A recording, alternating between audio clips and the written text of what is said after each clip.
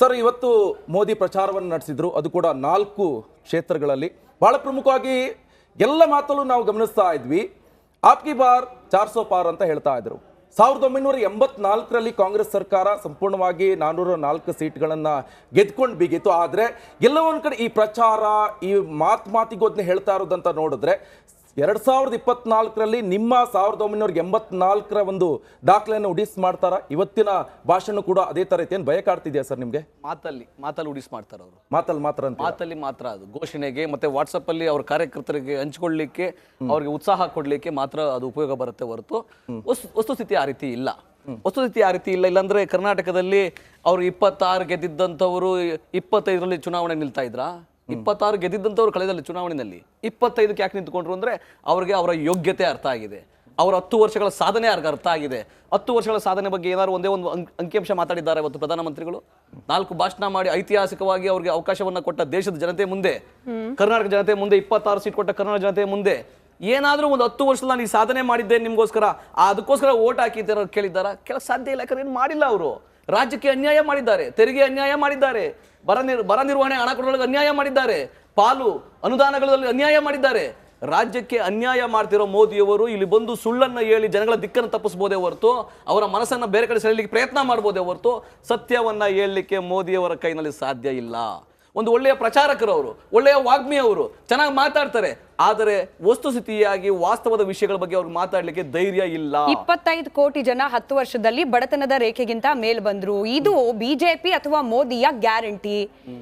ಈ ರೀತಿಯ ಗರೀಬ್ ಕಲ್ಯಾಣ್ ಅನ್ನೋ ಕಾನ್ಸೆಪ್ಟ್ ಕಾಂಗ್ರೆಸ್ ನಲ್ಲಿ ಇಲ್ವೇ ಇಲ್ಲ. ಯಾಕಂತಂದ್ರೆ ಅವರಲ್ಲಿ ಇರೋದು ಪರಿವಾರ್ ಕಲ್ಯಾಣ್. ಇದನ್ನ ಅವರೇ ಹೇಳಿದ ಮಾತು ನಾನು ನಿಮಗೆ ಹೇಳ್ತೀನಿ. ನಿಜ. ಅವ್ರ ಮಾತಲ್ಲ. ನಡಿ ಈಗ ಶುರು ಮಾಡೋಣ.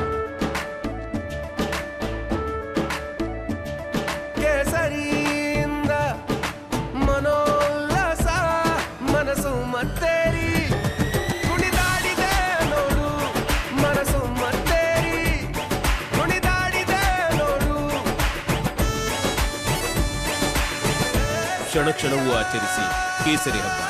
ವಿಮಲ್ ಬಾಯಲ್ಲಿ ಹೇಳಿ ಕೇಸರಿ ಇರುತ್ತೆ. ಯಾಕಂದ್ರೆ 2004ರಿಂದ 2014ರವರೆಗೆ ಆಹಾರ ಭದ್ರತಾ ಯೋಜನೆ ತೆಗೆದುಕೊಂಡು ಬಂದಿದ್ದು ಕಾಂಗ್ರೆಸ್. ಈ ಕೊರೋನಾ ಟೈಮಲ್ಲೂ ಆ ಆಹಾರ ಭದ್ರತಾ ಯೋಜನೆ ದೇಶವನ್ನ ಕಾಪಾಡಿದ್ದು. ಉದ್ಯೋಗ ಖಾತ್ರಿ ಯೋಜನೆ ನರೇಗಾ ತಗೊಂಡು ಬಂದಿದ್ದು ಕಾಂಗ್ರೆಸ್. ಆ ಉದ್ಯೋಗ ಖಾತ್ರಿ ಯೋಜನೆ ಈ ಕೊರೋನಾ ಟೈಮಲ್ಲೂ ಕೂಡ ದೇಶವನ್ನ ಕಾಪಾಡಿದ್ದು. ಆರೋಗ್ಯ ಭಾಗ್ಯ ಸ್ಕೀಮ್ ಅಂತ ಬಂದ್ವಿ ನಾವು, ಇವರು ಅದನ್ನ ಆಯುಷ್ಮಾನ್ ಅಂತ ಮಾಡಿದ್ರು. ಅದೇ ಈ ಕೊರೋನಾ ಟೈಮಲ್ಲಿ ದೇಶವನ್ನ ಕಾಪಾಡಿದ್ದು. ಉಚಿತ ಮತ್ತೆ ಕಡ್ಡಾಯ ಶಿಕ್ಷಣ ತೆಗೆದುಕೊಂಡು ಬಂದ್ವಿ, ಅದೇ ಈ ದೇಶವನ್ನ ಕಾಪಾಡಿರೋದು. 10 ವರ್ಷಗಳಲ್ಲಿ ಯಾವುದಾದ್ರೂ ಒಂದೇ ಒಂದು ಸಾರ್ವಜನಿಕವಾದ ಒಂದು ಸ್ವಾಮ್ಯದ ಯಾವ್ದಾದ್ರು ಒಂದು ಕಂಪನಿ ಶುರು ಮಾಡಿದ್ದಾರಾ ಮೋದಿಯವರು? ಇಲ್ಲ. 23 ಕಂಪನಿಗಳನ್ನ ಮಾರಿದ್ದಾರೆ ಅದಾನಿಗೆ, ಅಂಬಾನಿಗೆ. ಬಂದರ್ಗಳನ್ನ ಮಾರಿದ್ದಾರೆ, ಏರ್ಪೋರ್ಟ್ಗಳನ್ನ ಮಾರಿದ್ದಾರೆ, ರೈಲ್ವೆ ಸ್ಟೇಷನ್ಗಳನ್ನ ಮಾರಿದ್ದಾರೆ, ಕಂಪನಿಗಳನ್ನ ಮಾರಿದ್ದಾರೆ ಹೊರತು ಯಾವುದೇ ಒಂದೇ ಒಂದನ್ನು ಅವ್ರು ಶುರು ಮಾಡಿಲ್ಲ. ಒಂದೇ ಒಂದು ಗುರುತರವಾದ ಯೋಜನೆಗಳನ್ನ ಶುರು ಮಾಡಿಲ್ಲ. ರಾಜ್ಯಕ್ಕೆ, ಎಸ್ಪೆಷಲಿ ಕರ್ನಾಟಕಕ್ಕೆ ಅನ್ಯಾಯವನ್ನೇ ಮಾಡಿದ್ದಾರೆ ಹೊರತು ಯಾವುದೇ ಒಂದೇ ಒಂದು ಯೋಜನೆ ಬಿಜೆಪಿ ವಕ್ತಾರರು ಬಂದಿಲ್ಲ. ನೀವೇನ್ ಆರೋಪ ಮಾಡಿದ್ರು ಕೂಡ ಇವತ್ತು ಕೌಂಟರ್ ಕೊಡೋರು ಲೇಟ್ ಆಗಿ ಬರ್ತಿದ್ದಾರೆ. ಸುಳ್ಳನ್ನು ನಾನು ಬಹಿರಂಗ ಮಾಡಬೇಕಲ್ಲ. ಈಗ ನಾನು ಮಾತಾಡಿದ್ರೆ ಕಾಂಗ್ರೆಸ್ ಬಿಜೆಪಿ ವಕ್ತಾರ ಅಂತ ನನ್ನ ಕೆಳಗಡೆ ಕಾಮೆಂಟ್ ಹಾಕ್ತಾರೆ. ನೀವು ಹೇಳ್ಬೋದು, ತೊಂದ್ರೆ ಇಲ್ಲ. ಮೋದಿ ಅವರ ಸುಳ್ಳನ್ನ ನಾವಿಲ್ಲಿ ಬಹಿರಂಗಗೊಳ್ತಾ ಇದೀವಿ. ಯಾಕಂದ್ರೆ ಮೋದಿ ಅವರ ಮಾತಿಗೆ ನಾನು ಉತ್ತರ ಕೊಡ್ಲೇಬೇಕಲ್ಲ. ಮೋದಿ ಅವರು ಎಷ್ಟು ಹಸಿ ಸುಳ್ಳನ್ನ ಹೇಳ್ತಾರೆ ಅಂದ್ರೆ, ಅವ್ರು ಇಡೀ 10 ವರ್ಷಗಳಲ್ಲಿ 1,15,000 ರೈತರು ದೇಶದಲ್ಲಿ ಆತ್ಮಹತ್ಯೆ ಮಾಡ್ಕೊಂಡ್ರು. ನೀವು ಅದನ್ನು ಅಂಕಿಅಂಶವನ್ನ ನೀವು ರಾಜ್ಯಸಭೆಯಲ್ಲಿ ಯಾರು ಅರ್ಜಿ ಹಾಕಿದ್ರೆ ಕೊಡೋದಿಲ್ಲ.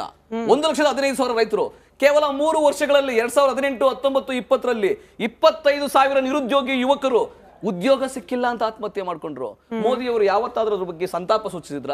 ಯಾವತ್ತಾದ್ರೂ ದುಃಖವನ್ನ ತೋಡ್ಕೊಂಡ್ರ? ಯಾವತ್ತಾದ್ರೂ ಈ ದೇಶದ ಯುವಕರಿಗೆ ನಾನು ಉದ್ಯೋಗ ಕೊಡಕ್ಕಾಗಿಲ್ಲ, ಸಾಯ್ತಾ ಇದ್ದಾರೆ ಅಂತ ಯಾವತ್ತಾದ್ರೂ ಕಣ್ಣೀರ್ ಹಾಕಿದ್ರ? ಮೋದಿ ಅವರು ಹಾಕಿಲ್ಲ.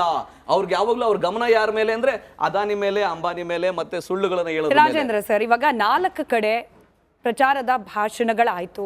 ಈಗ ಪ್ರಧಾನಿಯಾಗಿ ಬಂದಿಲ್ಲ, ಅವರು ಬಂದಿರೋದು ಬಿಜೆಪಿ ಪಕ್ಷದ ಒಬ್ಬ ವರಿಷ್ಠ ನಾಯಕರಾಗಿ.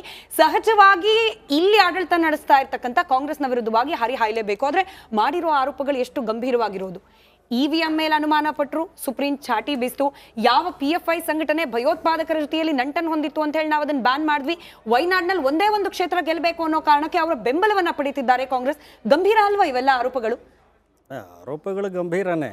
ಆದರೆ ಯಾವ್ಯಾವ ಸಂದರ್ಭದಲ್ಲಿ ಚುನಾವಣೆಯಲ್ಲಿ ಯಾರ್ಯಾರು ಯಾವ್ಯಾವ ರೀತಿ ಮಾತನಾಡ್ತಾರೆ, ಮತ್ತು ಅಸ್ತ್ರಗಳು ಈಗ ಹಿಂದೆ ಇಂದಿರಾ ಗಾಂಧಿ ಇದ್ದಾಗ ಅವರು ಯಾವ ರೀತಿಯಾದಂಥ ಒಂದು ಅಸ್ತ್ರಗಳು ಬೀಸ್ತಾ ಇದ್ರು, ಚುನಾವಣಾ ಪ್ರಚಾರ ಅಂತ ಹೇಳಿದಾಗ ಅವರವರಿಗೆ ಅನುಕೂಲವಾದಂಥ ರೀತಿಯಲ್ಲಿ ಕೆಲವು ವಿಷಯಗಳು ತಗೊಳ್ತಾರೆ. ಇಲ್ಲೂ ಅನುಕೂಲ ಸಿಂಧು ಭಾಷಣನೇ ಕಾಣಿಸ್ತಾ ಹೌದು, ಯಾಕೆ ಅಂತ ಹೇಳಿದ್ರೆ ಇದರಲ್ಲಿ ಹಿಂದೆ ರಾಜ್ಯಾಡಳಿತ ಮಾಡಿದಂಥ ಪಕ್ಷಗಳು ಏನು ದೌರ್ಬಲ್ಯಗಳು ಮತ್ತು ಅವರ ನಿಶಕ್ತಿಗಳು ಇದೆ, ಅವರದನ್ನು ಯಾವುದೇ ಒಂದು ನಿಶಕ್ತಿ ಇದೆ ಅದು ನನ್ನ ಒಂದು ಪಾಸಿಟಿವ್ ಮತ್ತು ಶಕ್ತಿ ಆಗುತ್ತೆ ಅಂತಕ್ಕಂಥದ್ದು ಅಷ್ಟೇ.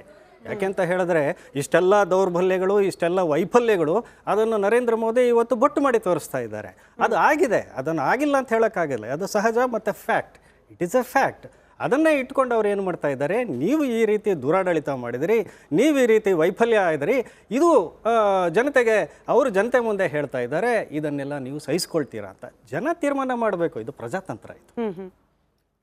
ಅಂದ್ರೆ ಜನರಿಗೆ ಇದೆಲ್ಲ ಕನ್ವಿನ್ಸಿಂಗ್ ಆಗಿಲ್ವಾ? PFI ಜೊತೆಯಲ್ಲಿ ನಂಟಿದೆ ಅನ್ನೋದು, ಅಥವಾ ಮನೆಯ ಆಸ್ತಿಯನ್ನ ಒಡೆಯೋ ಹುನ್ನಾರ ಮಾಡ್ತಿದ್ದಾರೆ ಅನ್ನೋದು, ಹಾಗೆ ಉತ್ತರ ಕೊಡ್ಲಿ ಅವರು. ನೀವು ಪೂರ್ತಿ ಮಾತಾಡುವಾಗ್ರಿಗೂ ಅವಕಾಶ ಇದೆ. ರಾಜೇಂದ್ರ ಸರ್ ಹೇಳಿ. ಅಲ್ಲ, ಒಂದು ನಾವು ಎಲ್ಲವನ್ನೂ ಕೂಡ ಪ್ರತಿಯೊಂದು ಈ ದೇಶದಲ್ಲಿ PFI ನಂಟಿರಬಹುದು, ಇಂಟರ್ನ್ಯಾಷನಲ್ ಮಾನಿಟರಿ ಫಂಡ್ ಇರಬಹುದು, ಅಥವಾ ನಿಮ್ಮ ಬೇರೆ ಬೇರೆ ಬಾಂಡ್ಸ್, ಸಾಮಾನ್ಯ ಜನರಿಗೆ ಇದೆಲ್ಲ ಅಷ್ಟರ ತಿಳುವಳಿಕೆಗಳು ಇರೋದಿಲ್ಲ ಅಂತಕ್ಕಂಥದ್ದು ನಾವು ನಂಬಬೇಕು. ಯಾಕೆಂತ ಹೇಳಿದ್ರೆ PFI ನಂಟು ಮತ್ತು ಈಗಾಗಿರ್ತಕ್ಕಂಥ ಬಾಂಬ್ ಬ್ಲಾಸ್ಟ್ ಬಗ್ಗೆ ಎಷ್ಟು ಜನರಿಗೆ ಗೊತ್ತು? ಬೆಂಗಳೂರಿನ ಜನರಿಗೆ ಸರಿಯಾಗಿ ಗೊತ್ತಿಲ್ಲ.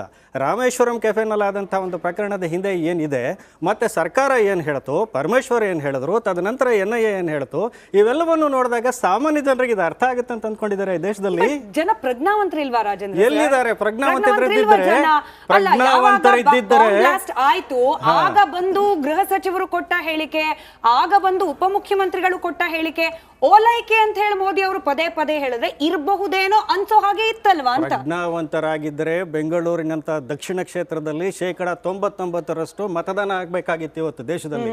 ಅದೇ ಒಂದು ಲೋಪ. ಹಾಗೆ ನಾವು ಸಾರಾಸಗಟಾಗಿ ಹೇಳಲಿಕ್ಕಾಗ ಪ್ರಜ್ಞಾವಂತಿಕೆ ನಾನು ಪೂರ್ತಿ ಇಲ್ಲ ಅಂತ ಹೇಳೋಕ್ಕಾಗಲ್ಲ. ಹೇಳಬೇಕು ಅಂತ ಹೇಳಿದ್ರೆ ಅಂಥ ಪ್ರಜ್ಞಾವಂತಿಕೆ ಇವತ್ತು ನಮ್ಮ ಗ್ರಾಮೀಣ ಪ್ರದೇಶದಲ್ಲೇ ಜಾಸ್ತಿ ಇದೆ. ಜನ ನೋಡ್ತಾ ಇದ್ದಾರೆ.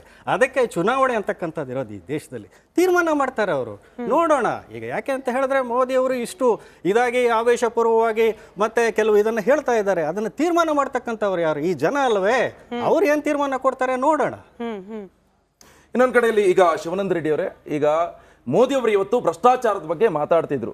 ಅದರಲ್ಲೂ ಕೂಡ ನಿಮ್ಮ ಆಪ್ನ ನಾಯಕರೇ ಈಗ ಭ್ರಷ್ಟಾಚಾರ ವಿಚಾರಕ್ಕೆ ಸಂಬಂಧಪಟ್ಟಂತೆ ಒಳಗಡೆ ಇದ್ರು. ಎಲ್ಲ ಒಂದು ಕಡೆ ಸತ್ಯ ತಲೆ ಮೇಲೆ ಹೊಡೆದಂಗಿದೆಯಾ ನಿಮಗೆ?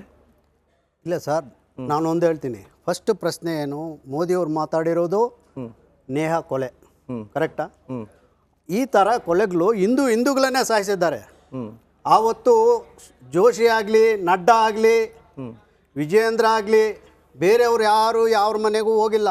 ಮೀಡಿಯಾದವರು ಅದನ್ನ ಎತ್ತಿ ತೋರಿಸಿಲ್ಲ. ಅದನ್ನ ಹೇಳ್ಬೇಡಿ ಸರ್, ಅದನ್ನ ಹೇಳ್ಬೇಡಿ. ಮೀಡಿಯಾದವ್ರು ತೋರಿಸಿಲ್ಲ ಅಂದ್ರೆ ಏನರ್ಥ? ಈಗ ನೇಹಾ ವಿಚಾರದಲ್ಲೂ ಅನಾಲಿಸಿಸ್ ಮಾಡ್ತಿಲ್ಲ ಮಾಧ್ಯಮದಲ್ಲಿ. ದೇವೇಗೌಡರು ಏನ್ ಹೇಳಿಕೆ ಕೊಟ್ರು ಅದನ್ನೂ ತೋರಿಸ್ತೀವಿ, DK ಶಿವಕುಮಾರ್ ಏನ್ ಹೇಳಿಕೆ ಕೊಟ್ರು ಅದನ್ನೂ ತೋರಿಸ್ತೀವಿ. ಸಾಯಿಸಿದಾಗ ಅವ್ರದ್ದು ಜೀವನೇ ಪ್ರಾಣ ಅಂದ್ರೆ ಎಲ್ರಿಗೂ ಒಂದೇ. ಇವತ್ತು ಪ್ರೈಮ್ ಮಿನಿಸ್ಟರ್ ಬಂದ್ಬಿಟ್ಟು ಹಿಂದೂ ಮುಸ್ಲಿಂ ಬಗ್ಗೆ ಮಾತಾಡ್ತಾರೆ ಹೊರತು ಕೊಲೆ ಆಗಿದೆ ಅಂತ ಅಂದ್ಬಿಟ್ಟು ಆವತ್ತು ಯಾಕೆ ಮಾತಾಡ್ಲಿಲ್ಲ? ಯಾರು ಮುಖ್ಯಮಂತ್ರಿಗಳು ಕೊಲೆ ಆದಾಗ ವೈಯಕ್ತಿಕ ಅಂದಿದ್ ಸರಿಯೋ?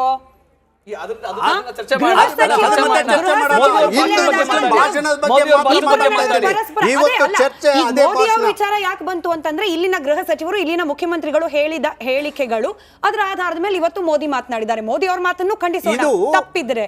ಆವತ್ತೂ ಕೂಡ ವೈಯಕ್ತಿಕವಾಗಿನೇ ನಡೆದಿದೆ. ತುಂಬಾ ಜನ ಮಾತಾಡಿದ್ದಾರೆ. ಆವತ್ತು ಯಾರು ಬರ್ಲಿಲ್ಲ, ಯಾಕಂದ್ರೆ ವೋಟ್ ಬ್ಯಾಂಕ್ ಇಲ್ಲ. ಹಿಂದೂಗಳು ಒಂದ್ ಹೇಳ್ತೀನಿ, ದಲಿತರ ಸತ್ತರೆ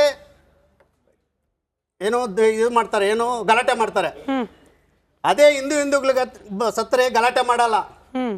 ಅದೇ ಒಬ್ಬ ಸಂತ್ರಸ್ತ ಒಬ್ಬ ಹಿಂದೂ, ಅದೇ ಮುಸ್ಲಿಮು ಏನಾದರೂ ಅಪರಾಧ ಮಾಡಿದರೆ ದೊಡ್ಡದಾಗಿ ಪ್ರತಿಭಟನೆ ನಡೀತದೆ.